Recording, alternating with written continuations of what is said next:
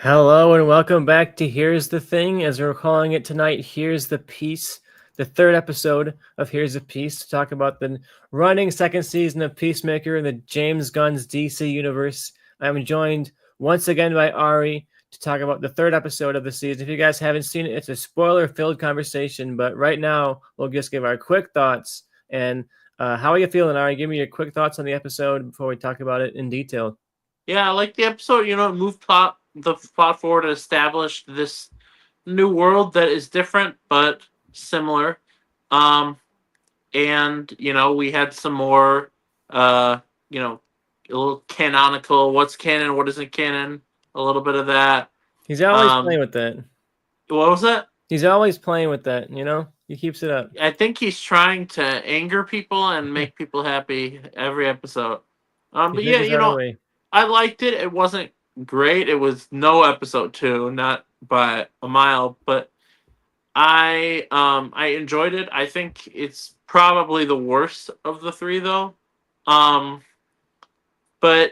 it moved the plot forward. I guess there are not a ton to talk about, but there are definitely a few things that we're going to discuss at length. Some stuff at the beginning specifically. Yeah, it wasn't quite as stuffed as the first 2 episodes, but I thought it was a solid moving of the characters forward, especially on Chris's side. I'm not sure everybody else's plot moved that much forward, but we got a lot to talk about when it came to Peacemaker's storyline. And they've been hyping up the last 3 episodes of this season, and one of my fears was that would come at the cost of the middle of the season, right? That maybe the middle of the season would be a little bit weak, a little bit slow, because the last half is where they're really going to hit us. And this week, it was a good episode, but it started to confirm my fears that maybe things are just going to be a little bit slower, a little bit not quite as ambitious in the middle of this season while James Gunn is not directing. And then once he comes back, it's going to feel like, okay, we're back in Peacemaker again. But I hope that's not true.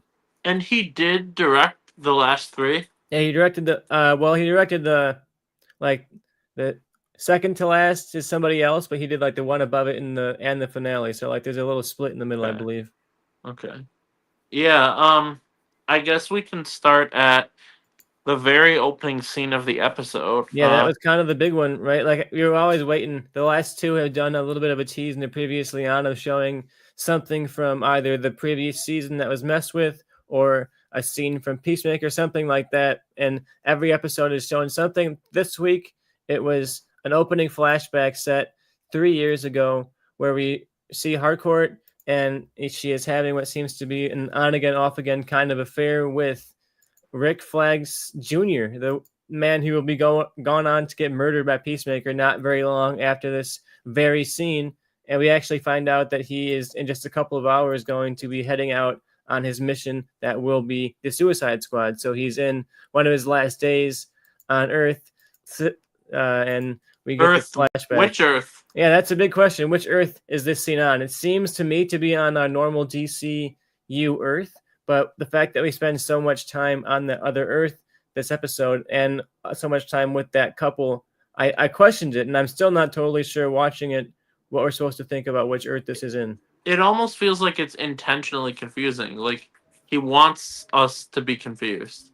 Like, because you start with that scene, but then where do you see Rick in that episode? You see that in the new universe. So it's like, I feel like James Gunn would not write something like that to be unintentionally confusing, right? Like, yeah, I would have to go back and look because I don't remember there being any level of a line or a reference in the original Suicide Squad or the Suicide Squad or Peacemaker season 1 that implied that Harcourt and Rick Flagg had any kind of a history together. I want to go back and see maybe there's like a throwaway thing here that he left to hint for something he wants to do, but this feels more like something he inserted in like he's been doing throughout this season of like, I wasn't thinking about this at the time, but I kind of think it'd be cool if I was thinking about this. So he just kind of like inserts it. And yeah, it is very definitely, this scene seems to imply a lot of the previous movies are canon. Not only the Suicide Squad, but there's a name drop to Enchantress herself, who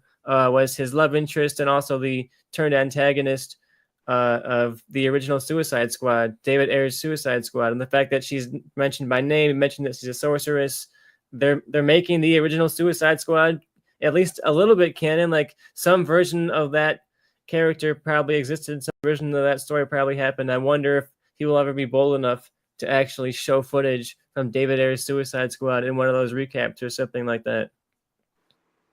Yeah, it's just weird because he's like, we're decanonizing the DCEU, but then now they're canonizing it, but just that one movie or just Just the that one stuff that he likes, character. I guess, because it is notable that even in that flashback we get like towards the end of the cold open where he's seeing essentially a version of what's about to happen to him, right? He's about to go off on this mission, and then we get flashes of the mission going horribly wrong and Peacemaker killing him.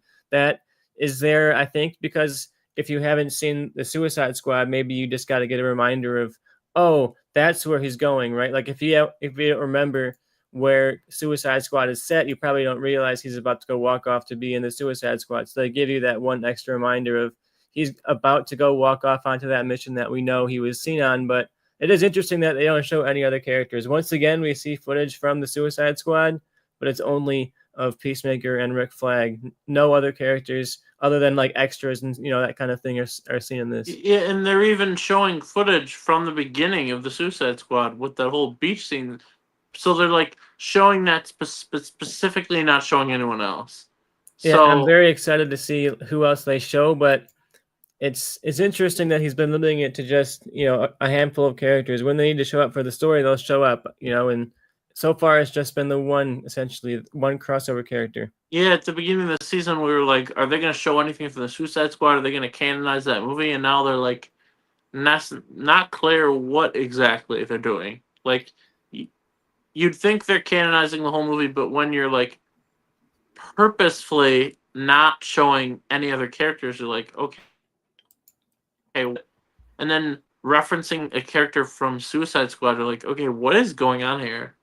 Yeah, he's playing around with it, and it's not in ways that I think are bothering me. Like, I understand some people might be frustrated with the fact that he's goofing on the canon, and he's like, this is canon, that's not canon, it doesn't really matter. But to me, I love the fast and loose elements of this universe. It's not the hard reset that I was thinking it was going to be. I like that he's willing to pull stuff from the DCEU and say, yeah, I like that, I'm going to keep that. And at some point, is he going to be like, hey, I like that thing from the Burton movies, I'm going to keep that. I like that thing from, okay, now I wonder that would be insane. Now that would be he's already pulled from the John Williams score. There's elements of that movie that have been pulled. But that's not like canonizing those movies. Like if you literally showed something from the Tim Burton movies, that would be insane. Like it would be.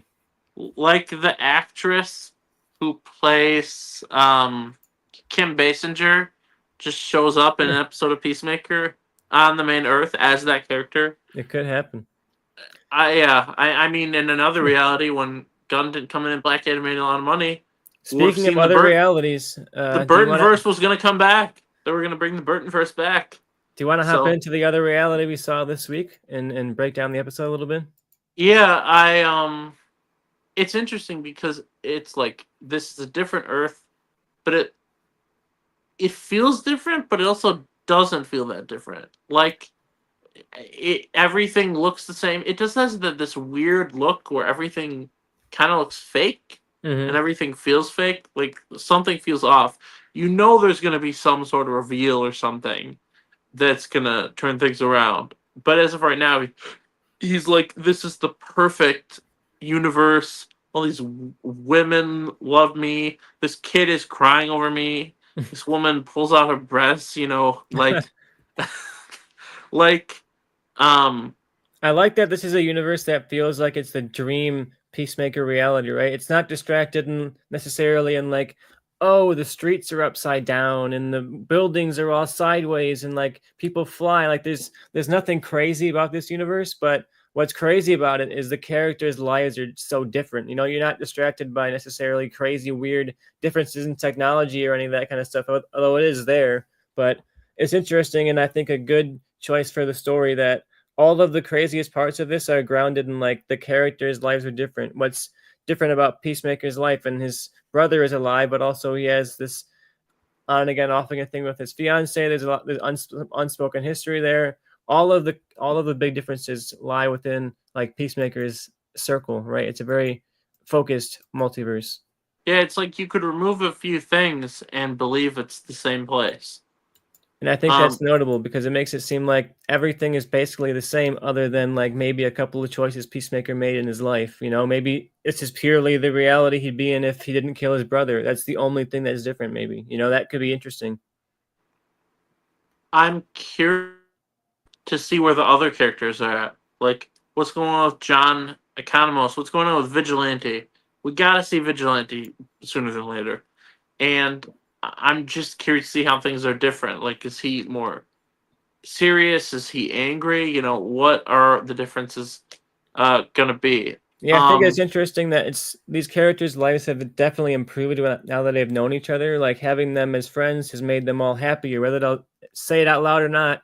Getting those phone calls from Vigilante or listening to his rants, they make them happy. You know, it makes them feel wanted to be around and that kind of stuff, like friends do. And I am curious when he sees them in this alternate reality, are their lives going to be just totally terrible, right? He's in this reality where my life is great, but like Vigilante, if he doesn't have Peacemaker around, who does he even have, right? Are all of these people's lives just going to be terrible without Peacemaker around? And that's going to be what kind of starts to guilt trip him towards wanting to go back. So how do we feel about Rick Flag in this performance and seeing Joel Kinnaman? I was so excited to see him. We did some predictions, I think, in the first episode of like which characters we thought were going to show up, and I was like, "This guy is like 100%." Like, if I was going to place bets on anyone, this would be the guy to place bets on. I wouldn't have placed bets on him being so goofy, but I was turned off on it for a second. I was like, "This is not Rick Flag that I know," and then I was like, "Well, it isn't. It's literally not the Rick Flag that I know." Like, it makes sense that this guy might be a little bit different, might have a different life experience, and When he's just like peeking his head up and then putting it back down, really and funny then stuff. he's like diving to hide.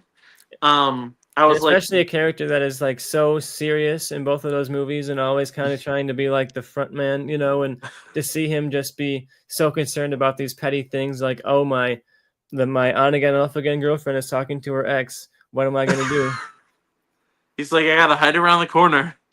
Um, it kind of funny. This is literally the same a day after the same day that the paper just premiered, which is set in an office. I really thought about that because I watched a lot of that today and I was watching this and I was like, oh, is this a crossover? I didn't know I was seeing the same show. any DC actors in that show? I didn't notice any, but there's not a lot of actors right now. You know, it's a pretty small Yeah. cast show. So Tracy Letts is a Warner Brothers actor because he was in a Little Women, but yeah, I really liked him. I appreciated that they made him more comedic because he's that tough guy and there's not a ton of personality there. Mm-hmm. I'm just curious what happens with him moving forward. Like he's going to meet his dad from our Earth, right? That's too juicy to not have it happen at least once. Especially when his dad is like right on the Like tail of this multiversal doorway. yeah. Like what will happen, we'll see. But that that definitely that definitely is happening. Yeah, I wonder Um if that might be part of Rick Flag's senior's interior motivation. Like he wants to stop Peacemaker, he wants to figure out this doorway, but he really wants to do it because he wants to go find his son. He wants to go find some version of his son that's still alive. So I wonder if he's going to, you know, reveal that his real motivation is not altruistic or government related. It's I want to find my son. it would be really fun if the Rick Flag Senior on this Earth actually does have the white hair. Oh, that would be fun. Like they're like, we didn't dye his hair or whatever, but then look, now we did for this one scene. Yeah, I wonder. We've got to see Rick Flag Senior in this universe, right? I wonder what Yeah, his life is like. what's going on? What's going on with him? Is he super goofy too? And we've seen that Rick Flag Senior and the DCU main timeline has gone down this like anti-mutant rabbit hole or something, like anti-metahuman rabbit hole, where he's been brainwashed by essentially the Fox News of the DC universe. So, are we going to see a version in this other reality where that didn't happen and his life is fairy tales and sunshine too? Um, what Let's move into what is I the want to next. I want to talk for a second about Harcourt in this universe. She is a very, very different character. She doesn't have that cold militaristic exterior. She's not trying to get beat up all the time. She seems a lot more put together. she has a hesitation of like, I don't want to get back to you, Chris, because it went so badly last time. We don't get a lot of information about like why they broke up, what went so badly last time. It seems to be this huge elephant in the room with all the characters that like something really bad happened with Chris fairly recently, like, but whether it was drug abuse or something along those lines, it seems like Chris did not have a good life going on prior to No. this moment. It seems like maybe he had some sort of mental illness. He was on the edge. He had, I mean, they literally straight out imply his substance abuse. His brother at the end is like, you're not taking the pills again, are you?" Mm-hmm. And so, and she has that line where she's like, "You're breaking up with someone because they slightly criticize your driving." And so this seems like someone that was not mentally well at all in any way, shape, or form. And so it's I'm I'm curious what happens with their dynamic moving forward. Like obviously things are gonna go off the rails in a Mm-hmm. few episodes, but like what happens before then? Like are they in a relationship for a couple episodes?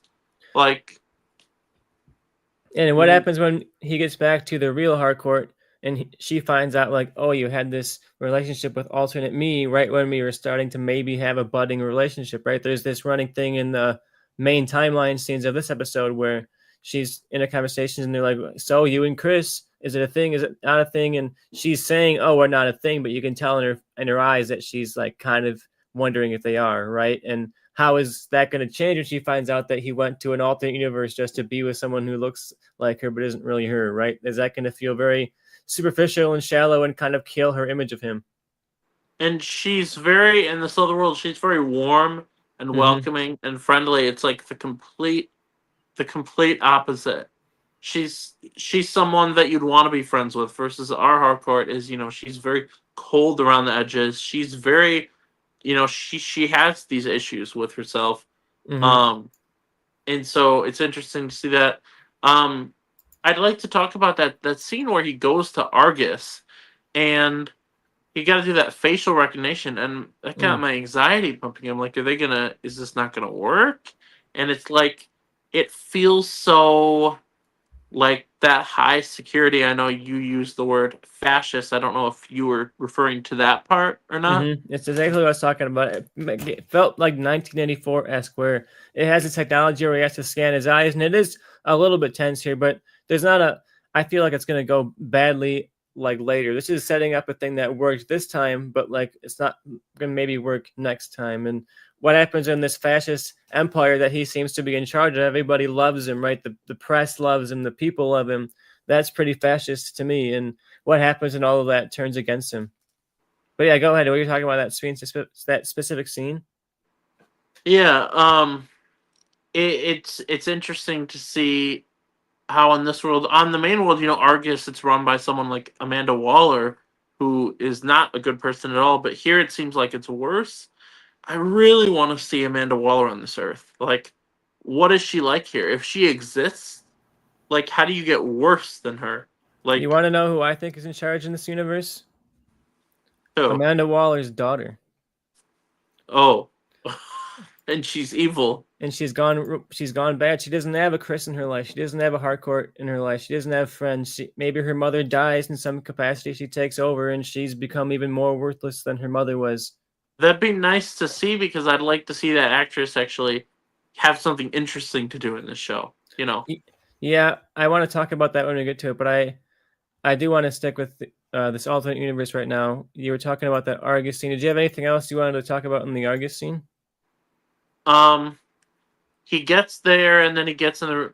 Yeah, I think it's interesting how when he realizes Rick Flag is alive, there's not like some grand like reaction. He's just. Mm-hmm. I think it's because he's just kind of out of it. He's kind of like not dissociating, but he's still getting used to what's going on here. And then he sees like, oh, Rick Flag. Oh, yeah, okay, yeah, Rick Flag. What's going on? How you Yeah, and doing? he's also like hungover. Yeah.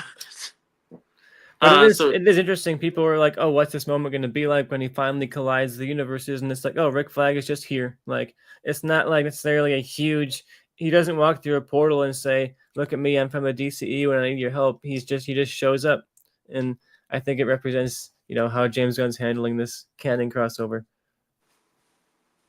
um Yeah, but let's move on to, I guess, the oh yeah, the whole that we went over that scene with Harcourt. I guess we can move on to what happens after that with that explosion and those terrorists coming in.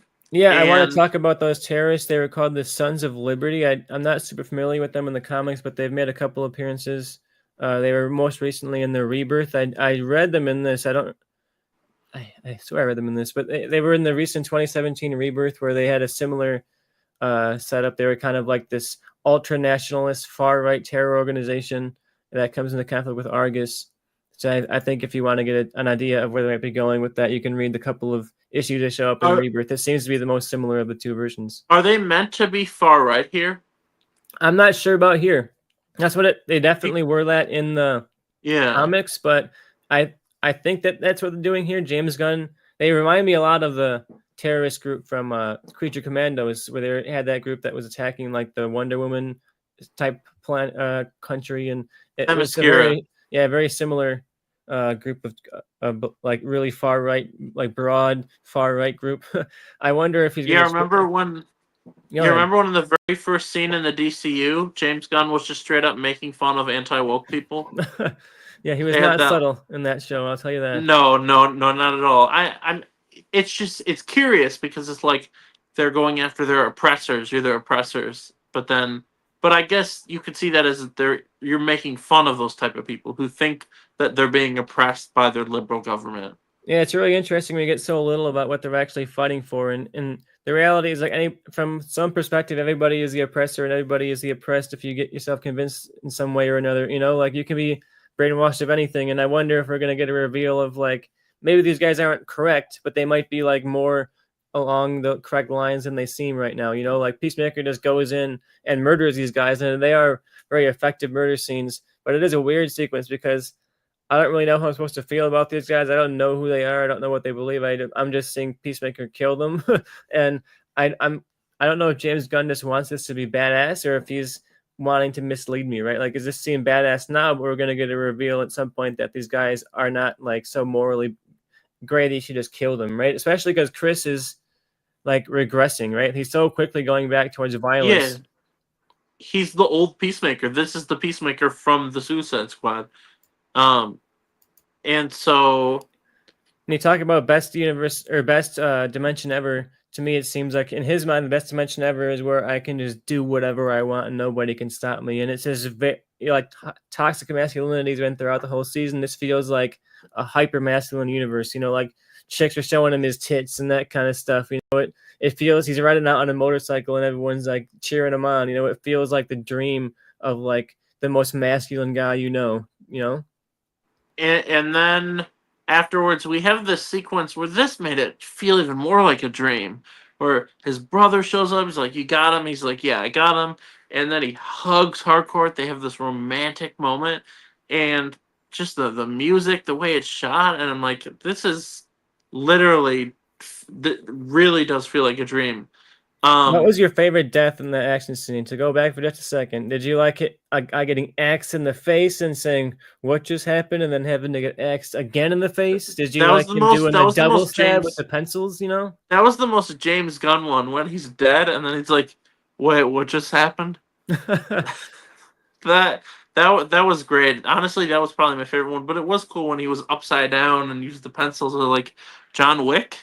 Yeah, he John was Wick is back. definitely not holding back. Like he talked about, I'm going to make sure people know this is an adult show and not a kid show. And that sequence reminded me of that. Like, this is not the action in Superman that's like kind of cartoony.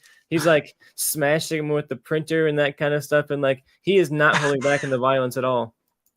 Um, and I guess we can move into, I believe, the next scene in that world after that was the final scene where he's talking with his brother, and Hmm. his brother's talking about, Dad's, worried about you. You haven't acted yourself. Are you back on the pills? And he's like, "Oh no, oh no." And then he's like, "Just so you know, I love you no matter what. You're my brother.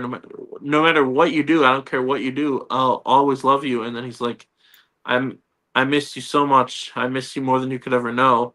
And then he's like, "Oh, I never left, and I'll always be here." and it's such a great performance in that scene from John Cena. He's so vulnerable, and I love to see a show that's about masculinity. Actually let this guy who's John Cena is a guy who's associated with masculinity, right? Like Mm-hmm. WWE. So it's cool to see him. The role that breaks him out is a role that lets him be very vulnerable. And I'm really curious to see how their story resolves. What's going to happen when he finds out this is not his Chris. Yeah, they're gonna still trust him. Is something Is gonna he? happen where his brother dies in this universe again? Peacemaker feels guilty, like, oh, I caused my brother to die in this universe. I'm cursed. Wherever I go, my brother's gonna die. It was my fault. I really don't know where they're gonna go with this relationship. And yeah, you mentioned that line where he says, "You're not back on the pills, are you?" And that feels very intentional. That they're leading into this idea that Chris had a substance abuse problem, and that may have been what broke up him and Harcourt. And it probably was, a symptom of a deeper problem, right? Like people don't just abuse substances for no reason. Like I guess some people do sometimes, but like most of the time, it's a symptom of something larger going wrong in your life. And I think that's going to be sure you were the best dimension ever, but for some reason, this guy didn't like his life very much, right? Like the Peacemaker that was before our Peacemaker, he was in this dimension doing whatever he wanted, but he didn't seem very happy about it, right? So No. I wonder how we're gonna see more of that. Yeah. What did you think of that line too, where his brother says you did good today, or something along those lines, and you get a shot of Peacemaker's face, where he's like, "You know what? I think I did do good today, didn't I?" And I wonder if they're trying to make us question: did he do good though? Like the system is telling him he did good; it's reinforcing his actions, but was it actually the right thing to do? I think I think it's very clear that he did not like. There's something off about this whole thing, this whole world. I think we're definitely being set up to find out that they are not fighting for like a good cause or something. Their government is not like good. Yeah, And I have a theory about that. If you want to, I'll get oh, in my okay, theory in a second. But do you have anything else you want to say about this scene in particular with the brother? no, I think that's it. I'm really curious. You mentioned that this doesn't feel real, and both times we've seen this universe so far, the music that's been playing in the prominent music scene has literally, like in the lyrics, over and over again mentioned dreaming. And is this a dream? Is this? And I, I just feel like they're gonna pull something out. This is too perfect. It's too good to be true. And I think it is a good twist if they're fighting for the wrong cause or they're just straight up like vicious fascists that maybe sure you're killing terrorists, but like should you be killing anyone? Like maybe there's other ways to solve problems that aren't just murdering all these people. I think that's a good twist, but I also wonder if there's going to be a deeper level of a twist, like there's some kind of conspiracy. All these people are in on it. They're trying to capture Peacemaker. Is this a simulation? Is this an actual dimension, or is this something that was created by somebody to lure Peacemaker in? Like this is just so perfect that it feels too coincidental. Like this is everything that Peacemaker's like subconscious would want, or everything that somebody who doesn't really know Chris from the outside, from the inside would think. Like if you just You know you Peacemaker, you'd think this was his perfect life. Well, if you talk about dreams and illusions, if this is really meant to set up Superman 2, Man of Tomorrow, whatever, like, what if this is straight up like he's in a trap from, like, Brainiac or something? Like, what if they pulled off something crazy like that? I really wonder because they're talking about like, oh, this is gonna. James Gunn has said recently, like, oh, this is essentially gonna set up Man of Tomorrow. Yeah. So, are we going to introduce that villain here? Are we going to get a reveal that this whole thing is Brainiac? All these people are I like mean, Brainiac it would simulations. fit. It would fit because Brainiac is straight up AI. So he created Hmm. all these illusions. And, in the real world, people fall for a lot of stuff they think is real. It's AI. And we, the audience, fell for it. So it's like, are we not? Yeah, And but there's all this conversation about the multiverse, and oh my God, James Gunn's getting into the multiverse. It's going to be a mess. And then we realize it's not the multiverse at all. I could see that working. I don't. Yeah, but that's my question: is like if this is really a sequel to Superman and setting up Man of Tomorrow, like how is it going to set up? Yeah, like, is it just going to be we will see Peacemaker in the movie, so therefore it's setting it up? Or that's, I mean, I guess technically, but like, I wonder Yeah, if there's going to be some actual plot of setting things up because they were saying, oh, Creature Commandos, that's going to be like the beginning of a DC universe. So you watch it thinking it's going to be important, and then it doesn't seem to matter at all.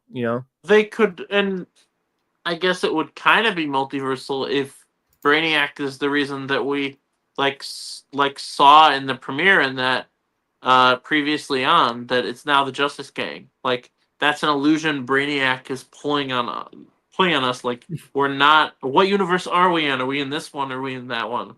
So I'm really curious to see how it sets up Superman 2 or Man of Tomorrow.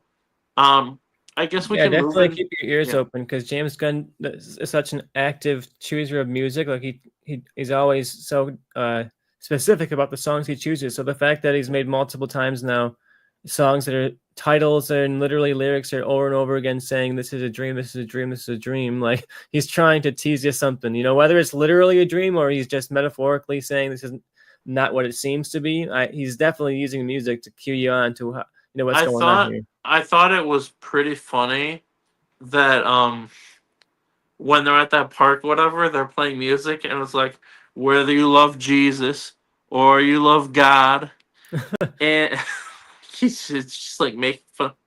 Um, but Because that yeah, whole song is about like dreams, like they mention over and over again in that song, uh, the dreams you believe in and stuff like that. So that's one of the dream theory songs that I'm running off of. interesting that they opened up.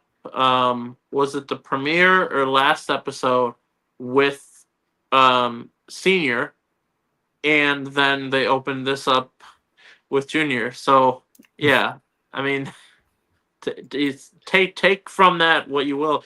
But let's jump into the main world. What was going on in the main world? Yeah, there Um, wasn't a lot of scenes in there this week. I almost wish that there were no scenes in there this week. I would yeah, have I kind appreciated of to just wanted. go Yeah, ahead. I kind of wanted this episode to just be. TV used to be where you have a full episode with different characters. Like they honestly could have and maybe should have just done that. Yeah, I Um, wonder if there was some pressure to like, keep everybody in every episode and not have there be like a severance thing where, oh, we're watching a whole episode of this character doing something else and then this character doing something else. Like people are kind of getting tired of that format, it seems. But I hope we do get something like that. Give us some kind of cool standalone structured episode because I want to see more of this universe. I hope we don't just see essentially like, is this going to be the most we see of this universe? I hope not because I no, want to see more I of how don't this is I don't. different Yeah, and I who don't the think who the so. characters are here. What if we get the season ending with like basically both like worlds collide? That would be interesting. They're clearly Like setting up like this group is going to go after him, right? like his dad, who's an even worse Nazi, is just out there on his Earth somewhere now, and he has to accept that. Is the whole point of this season to get Rick Flag Jr. back alive again in the DCU so they can use the actor again? I genuinely would not be mad at that. Even I if it's just bringing this guy over through portals and like pull this guy in. He's straight up just a really good underrated actor that I would not complain. And it's not like he has much going on. Like what's the last where's the last place you saw him? What was that? John Woo's Silent Night, Deadly Night? No, that was not, Which not terrible. no, it was not terrible. I thought he was really his performance, his nonverbal performance really impressed me there. But yeah, I it'd be pretty funny, but also I honestly can see a reality where that is what happens. What did you think of these comedy scenes of them kind of like hanging out after this party night? They're hungover. They're kind of just shooting this shit. Vigilantes making the same joke he made with in the first episode, where he's like, "Oh, I know everything about bats," and this time it's like, "I know everything about spiders." He doesn't know anything about spiders. He's just like hyper fixated on this topic that he doesn't know anything about. Yeah, I'm really liking Vigilante. He seems like I would just hang out with this guy forever if he was real. yeah, he's definitely on the spectrum with us. He's definitely he keeps talking about these random things and how he knows everything about them. Like that's me in second grade. Like, guys, did you actually know that like movies are cool? Do you know this one fun fact? And nobody cares. Just no, just literally nobody cares. They're like, okay, okay, buddy, okay. Um, I'm a big Vigilante fan. I can't say that it was kind of funny, but it wasn't like it wasn't hysterically laughing. You Yeah, know, this was not the it funniest it episode. I wasn't. feel like comedically, this was the weakest episode of the whole season for sure. And Yeah, There were a couple of I jokes that hit, but overall, it didn't feel like it was even going for humor a lot of the time. the one joke that really hit for me was Rick Flag just like hiding, just like slowly. But yeah, I liked that scene. It just wasn't absolutely hilarious.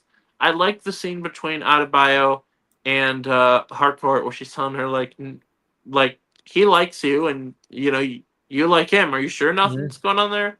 But I feel like that's a good time to talk about Adebayo, and it's a very talented actress that feels like she's not really getting a lot to do at all this season. I Yeah, and mean, in that conversation, I did like that conversation. I yeah, I feel like it's in some shows they would drag that out forever, like the will they won't they of this couple, and they will like leave it on the undeclared of like they're never gonna mention that he likes her until like season 6 or whatever. But the fact that they're just putting it out there, like, yeah, he obviously likes you and you obviously like him, like we're not gonna pretend that it's not happening. I'm glad they're doing it that way. But yeah, I do think that character's underutilized. I'm disappointed that they broke her up with her girlfriend because that was at least giving her something to do and something someone to talk to, and or an emotional reason to be doing what she's doing. And I like that conflict at the beginning of this season where it was like, oh, I want to be with you, but I also want to be part of this group. And how do I balance both of those worlds? And it seems like the balancing is just not going to happen. And it's it's it's unfortunate because I would have liked to see her have to have that conflict and also a queer relationship that is would have been nice to see he, explored on the screen, and to yeah, break that up is just kind of disappointing, when you don't get a lot of those, especially now it feels like there's a backlash of like, oh, we got to get rid of all the queer relationships on yeah, screen and we got to get rid of any like movie that might be a little bit queer that doesn't even talk about it outright. And it's sad that we had a complex queer relationship that had highs and lows and was having a problem, but wasn't like necessarily just that. And now it's gone. But I'm yeah. sure they'll come back probably end of the season. I'm feeling. Like I gave James Gunn credit for like having an actual lesbian relationship on screen. You see them kissing on screen, and they're both black, and then it's just like not anymore, I guess. And it makes it worse that they had that rift. Their relationship was complex, but then they come back together. And what makes it even way worse is that they have that like happy scene where like the dogs are coming in, and Mhm. now they're just like, and I don't even feel like there's a reason why it's like necessary for the story or anything. Like, is that really adding much as of right now? I recognize that all these characters are kind of like losing something. Yeah, All of them seem to have given something up to be part of this group, and I think that's interesting. But yeah, I hope we spend more time with these characters because I want to explore them more. But in this episode, I honestly felt like they were a little bit unnecessary. yeah. Hopefully, when she shows up on the other Earth, they give her something interesting to do, like what you said. If she's leading Argus, Mm-hmm. um, That'd be a fun twist. yeah, What did you um, think about this team they built up with Michael Rooker finally shows up as Red Saint Wild, and as well as Judo Master is just alive again or like just back? Judo Master's here. his judo master. How exactly did he die? Wasn't he just literally like shot in the head? Like, Oh, if I remember right, didn't someone literally just shoot him in the head and he just died? Like, that would actually be so funny if that actually happened and now he's just back. I'm pretty positive. Now I I gotta think it was like Adebayo. It was like part of her character arc where like she had ever shot somebody and then she shot him in the head and just killed him, and then he's just alive. Like when he was in the trailer, I was like, oh, he's clearly going to be in the alternate universe, right? He's going to go run into Judo Master in the alternate reality, and he's still going to be alive. But I guess he's just alive in the DCEU. see. This is why I love comic books. In the comics, he's just played by Bane during the Battle of Metropolis. Like what? Um, yeah, he was shot by her. So And now, because of James Gunn's multiverse and canon logic, I'm like, okay, but is he just alive or was he not shot anymore? Like, that is wasn't new canon. canon that he wasn't shot? That wasn't 'Cause canon. we That didn't see wasn't him get canon. shot. He wasn't shot in the previously on, so maybe it wasn't canon. Yeah, that wasn't canon. I just love that reveal of him sitting there, and I think he's eating the chips there, right? Yep, he has Cheeto Puffs or whatever, plowing him down. Um, and I love that reveal of John Economist just being like, "Fuck." God, this guy again. Not this guy again. And I did appreciate the joke where he's like, So you hired this guy to to kill to kill birds, and then he's like one bird or something. But I'm excited to see Michael Rooker and what he adds to this show, and it's interesting that he played a guy in the Suicide Squad that kills a bird in the very opening scene, Mm-hmm. and now he's going after. And I feel like, is Eagly killing the shit out of this guy going to be like James Gunn apologizing for having him kill that bird in the Suicide Squad? I'm a little Um, nervous about the opposite direction. I feel like eagerly with Peacemaker gone, is he going to be, unable to defend himself this time? no, Peacemaker's with him. Peacemaker's with him in the trailer shows Peacemaker is back with him, and they're both on the run. Interesting. I'm glad that they're back together because I was getting scared for Eagly. Like if Peacemaker's halfway in, halfway out on this universe and ends up not being there when Eagly needs him. No, there's no way. There's no way they're gonna kill Eagly. That's not gonna fucking happen. Are you kidding me? I don't know about Um, killing him. They might like incapacitate him. Put him yeah. down for the count. Um, but what I'm interested in the episode mainly is to see how like Economos is gonna try to stop them from going after him. Like, is he gonna like hack something or try to create obstacles for them? Yeah, But yeah, where it his looks. alliance ultimately lies will be interesting because he clearly like wants to be with his friends, but he still has his professional responsibility, right? So I wonder. I'm sure he'll go down and join his friends over his job, but there's definitely a way they could write it where he ends up siding with his job over his friends for some reason or another. He's in an emotional spot. Somebody betrays him. He finds out Chris has been doing something or other wrong, and then he says, "You know what? Screw you guys. I'm going with my job and I'm protecting myself." Could you see him dying, like getting killed by Peacemaker's brother or something? I think that could be interesting. Like, what if Peacemaker's brother kills like him or like the main universe's Harcourt or something? Yeah, I wonder how it's going to happen. Like the premise of this seems to be that at some point, like Chris will be stuck over there, and his friends will have to come get him. That seems to be where they're eventually going to end up going with this. One way or another, he'll be stuck on the other side, and they'll have to help him back. I am curious when they get over there. Like, do they all make it back? Does somebody have to be stuck? Does somebody die? Does somebody Yeah. like Vigilante end up making a sacrifice? Vigilante, I think, is the one character. It would be a really strong arc if he ended up dying for somebody else, right? The one person who doesn't seem like he'd care about anybody else ends up being the one who dies to save Peacemaker. I would kill though for like Jimmy Olsen or Beck Bennett to meet Vigilante. That would be fun. Can you imagine? I mean, if Peacemaker crosses over to like Man of Tomorrow, could we see like Vigilante join him? That's what I wonder. That would be fun. They brought a couple of them into, Creature Commandos, and they were in Shazam. So he's not unafraid to cross the paths of this team. Yeah. Any Is other there predictions for next week? Do you have any thoughts of where they're going to go with no? any of these characters? Yeah, I mean, the next episode just really looks like it's gonna be them on the run from Merle Dixon, and it looks like it's gonna be a good episode, but I don't know like how much it's gonna progress the plot forward. It sounds like you said, we're kind of just getting to those last three episodes, right? Like we're getting to 6, 7, 8. And I this have a is feeling maybe next week will be the moment of ultimatum where Peacemaker has to decide like which side of the veil am I going to be on, and I can't go back and forth. Like if he goes to the alternate universe next week, is it going to be like you're stuck there, or at least you're there for now, and you got to find a way back? And I wonder what will be his motivation to go. Is it just going to be like, hey, I like my life there better, so I'm going back, or is it going to be like an actual plot motivation? Eagerly is stuck there. He needs some kind of plot device from the other universe, needs some information from his alternate self, something like that pulls him back, rather than just, I like that universe more than this universe. where is Eagly on the other world? Does he not exist? Yeah, we had not seen any Eagly in the other world. There does not seem to be an Eagly. Maybe he died? I'm still waiting for my multiverse of Eaglies, my Eaglyverse.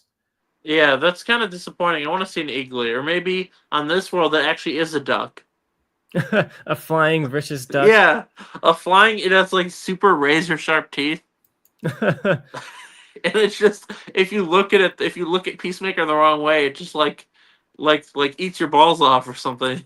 That's going to be how they find out it's not really Peacemaker, right? He's going to see Eagly and be like, oh my God, it's an eagle. And his brother's going to be like, how do you know that? And he's going to say, what do you mean? And he's going to say, my brother has bird blindness.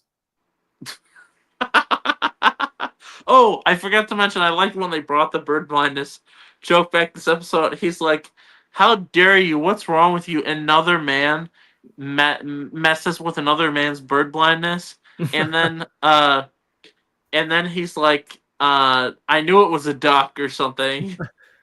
I love Like, that the bird blindness thing, when he says it at first, you're like, that isn't real, right? And then it's a joke, it yeah. definitely is real. Like, he actually does have it. I can't wait for the finale where there's like a vicious like dragon something. He's like, "Ooh, ducky, ducky," and he tries to pet it. Yeah, he's like Big Robin or something. That's how Robin debuts in the DCU. Like he sees he sees a duck and then he's like, "Oh my god, it's Batman's sidekick." I feel like we've torn this thing to shreds already, man. It was a good episode, though. Not the best Yeah. episode yet, but I had a good time with it. It moved things forward. It wasn't quite as momentumless as I was thinking this middle half would be.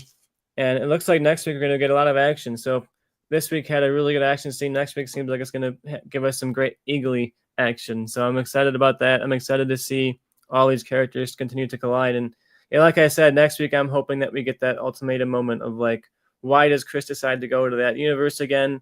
And I'll be fine if it's just he likes that place more, but I think it'd be more interesting if he has some kind of actual motivation outside of that to go in back. Really looking forward to it, though. It's going to be a week from tonight. We'll be back to talk about episode 4. I'm not totally sure what the episode is called. I know it's out there online. The next handful of names of the episodes are out there, but we'll be back for it. If you guys want to check out more of these on the channel, Michael is going to be reading The Conjuring. I believe also The Toxic Avenger on the channel. So check out those reviews if you want to get thoughts on the movie side of things. We are going to, like I said, be back next week for more Peacemaker. So if you want to see more of that, let us know in the comments. Let us know what you think is going on in this alternate universe. Is all what it seems, or is it all a dream? Is Brainiac the mastermind behind all of this, or am I going crazy? You know, is it all just a metaphor and it's not actually predicting anything? We'll find out next week, or at least by the end of the season. Let us know if you like this. Hit like, hit subscribe if you want to see more.